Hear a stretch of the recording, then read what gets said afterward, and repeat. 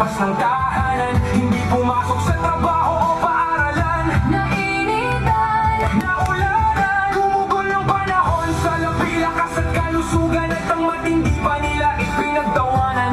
Minasama pa ang dahilan ng mapayapang pagtitipon ng mga nagmamahal sa bayan. para ito sa bayan, kakaiba man sa aming nakasanayan. Ngunit bilang Pilipino, ito'y tungkuling dapat panindigan at ipagsigawan. Opo, sanay kaming mapagod magsakripisyo, Itanggi ang gusto, pero para sa kaalaman po ninyo, iyon ay ginagawa naming madalas.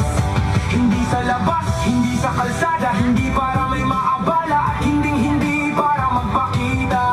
Sa mga matang panghusga, Sanay po kami sa loob ng kapilya, sa paglilingkod, sa pagpupuri, sa pagsamba. hindi kami sanay sa lansangan, sa sigawan.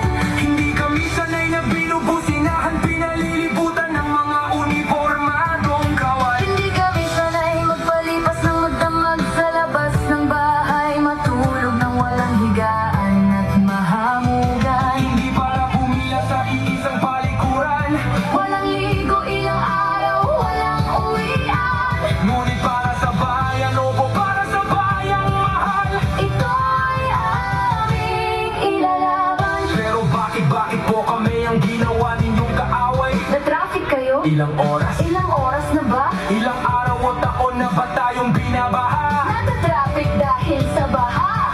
Pero wiso kaming lumalaban sa mga magnanakaw ng kabangyaman. Hindi ba tang perwisyo yung mga gawa sa magnanakaw? Maingay sa social media, parang batingaw na umaaling ngaw-ngaw. Mga asong di makatahol Walang pangil sa katuwiran, sa katawan